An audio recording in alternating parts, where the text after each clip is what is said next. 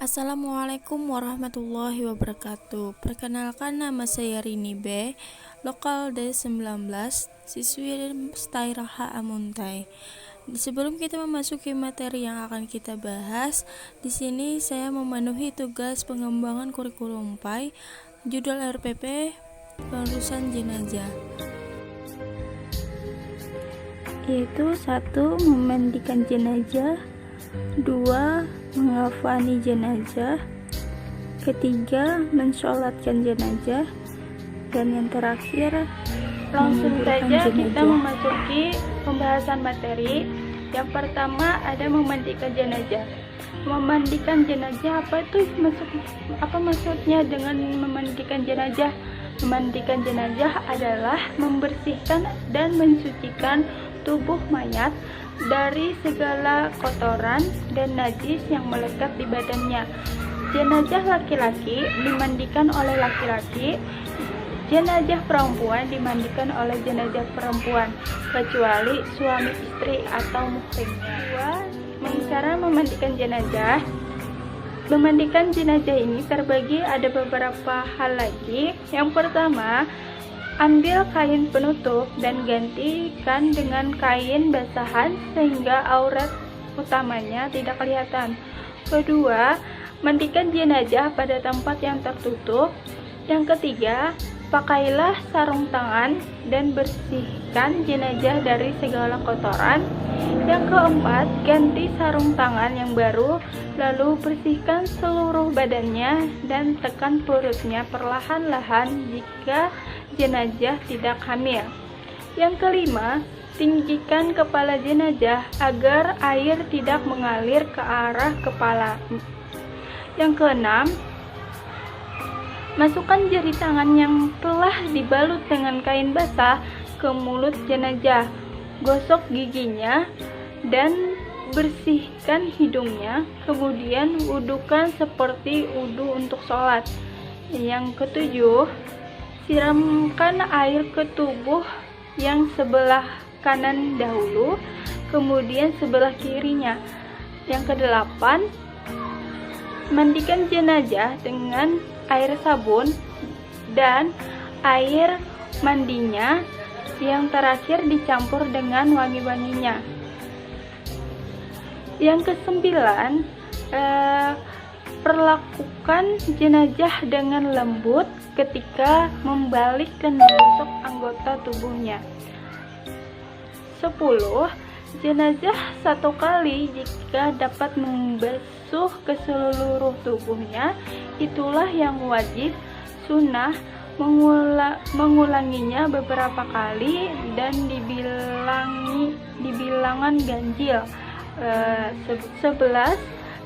Jika keluar najis dari jenazah itu setelah dimandikan dari badannya, wajib dibuang dan dimandikan kembali. Jika keluar najis setelah di atas kafan, tidak perlu untuk diulangi mandinya, tetapi cukup untuk membuang najisnya saja. Yang ke-12, keringkan tubuh jenazah setelah dimandikan dengan kain atau handuk sehingga tidak membasahi kafannya. Ke-13, selesai mandi, sebelum dikafani, berikanlah wangi-wangian yang tidak mengandung alkohol. Memberikan wangian untuk jenazah sebaiknya menggunakan kapur barus. Masuk materi yang kedua, yaitu mengafani jenazah. Yang pertama, pengertian mengafani jenazah adalah menutup atau membungkus jenazah dengan sesuai yang dapat menutupi tubuhnya walaupun hanya sehelai. Yang ke-B, ada ketentuan mengafani jenazah. Ada beberapa hal yang perlu dilakukan ketika mengafani jenazah, yaitu sebagai berikut.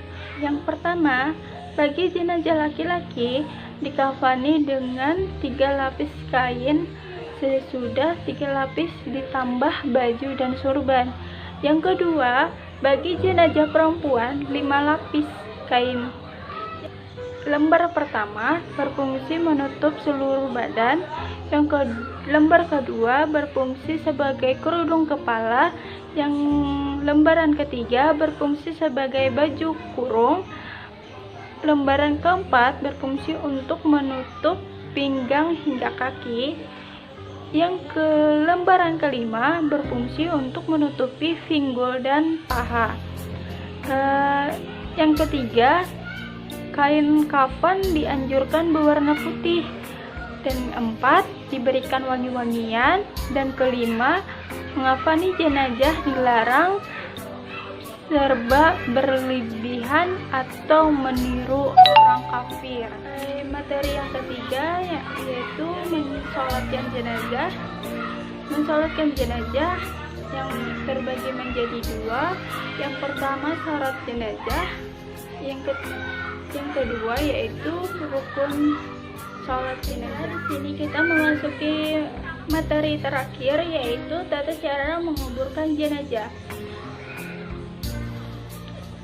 Tata cara menguburkan jenazah adalah sebagai berikut. Yang pertama, setelah sampai di pemakaman, dekatkanlah keranda ke mulut liang lahat.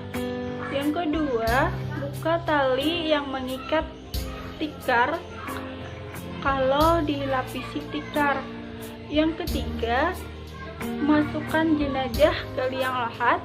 Yang keempat, jenazah diletakkan di atas tanah samping menyamping dan wajahnya menghadap kiblat. Yang kelima, agar posisi menyamping jenazah, maka diberikan bantal dari tanah yang dibulatkan. Yang keenam, buka tali-tali yang mengikat pada jenazah, wajah dibuka, tidak lagi terhalang kain kafan, lalu wajahnya diciumkan ke tanah, jari-jari kaki juga dibuka, tidak terhalang kain kafan, dan disentuhkan ke tanah juga. Yang ketujuh, jenazah ditutup dengan kayu atau papan penutup. Yang kedelapan, baiklah, di sini kita memasuki materi yang ketiga, yaitu mensolatkan jenazah. Mensolatkan jenazah ada terbagi menjadi dua. Ada syarat memandikan. Baiklah, di sini kita memasuki materi terakhir, yaitu tata cara menguburkan jenazah. Tata cara menguburkan jenazah adalah sebagai berikut. Yang pertama, setelah sampai di pemakaman, dekatkanlah keranda ke mulut liang lahat. Yang kedua, buka tali yang mengikat tikar kalau dilapisi tikar. Yang ketiga, masukkan jenazah ke liang lahat. Yang keempat, jenazah diletakkan di atas tanah samping menyamping dan wajahnya menghadap kiblat.